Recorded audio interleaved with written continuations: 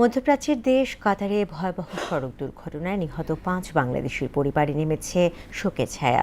যত দ্রুত সম্ভব মরদেহ দেশে ফিরিয়ে আনার দাবি স্বজনদের। শিপা চৌধুরীর প্রতিবেদন জানাচ্ছেন মাহমুদা আক্তার। রোববার কাতারের স্থানীয় সময় সকালে আল শাহানিয়া শহরের সামাল সড়কে মর্মান্তিক দুর্ঘটনায় ৬ জন নিহত হয়, যাদের ৫ জনই সিলেটের কানাইঘাট উপজেলার ৭ নম্বর দক্ষিণবাণী গ্রামের গাছবাড়ি এলাকার বাসিন্দা। এই খবরে নিহতদের পরিবারে চলছে মাতম। স্বজনদের আহাজারিতে ভারী হয়ে উঠেছে চারপাশ। যত দ্রুত সম্ভব মরদেহ দেশে ফিরিয়ে আনার দাবি তাদের।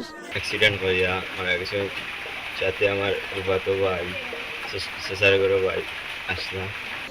মারা গেছে না আমি কোনটা কইলাম বাড়ি আল্লাহ মারা গেছে আমার বুয়ার লাস্ট আমি যতটুকু চাই আমার বুয়ার লাস্ট আমার দেশে মানে আমি দেখলাম। মাননীয় মন্ত্রী মহোদয়ের কাছে আবেদন জানাবো যাতে অতি দ্রুত আমাদের এই পরিবারের পাশে দাঁড়ান এবং আমাদের এই যে জসিমউদ্দিন মারা গেছেন তার মৃতদেহটা যাতে অতি দ্রুত দেশে আনার ব্যবস্থা করে দেন।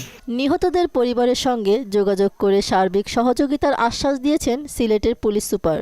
৫ পরিবারের সাথে আমরা যোগাযোগ করেছি, তাদের আমাদের তরফ থেকে কোনো ধরনের সহযোগিতা সহায়তা প্রয়োজন কিনা তাদের সাথে আমরা কথাবার্তা বলেছি এবং আমাদের তরফ থেকে তাদেরকে আমরা আশ্বস্ত করেছি যে আমাদের এখানে যদি কিছু করার থাকে, মরদেহ দেশে আসার পরে এখানে আনা, দাফন করা, এসব বিষয়ে আমাদের যে কোনো ধরনের সহযোগিতা আমরা তাদেরকে করব।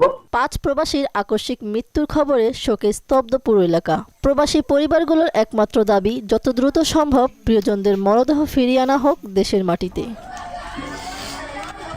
মাহমুদা আক্তার, মোহনা সংবাদ।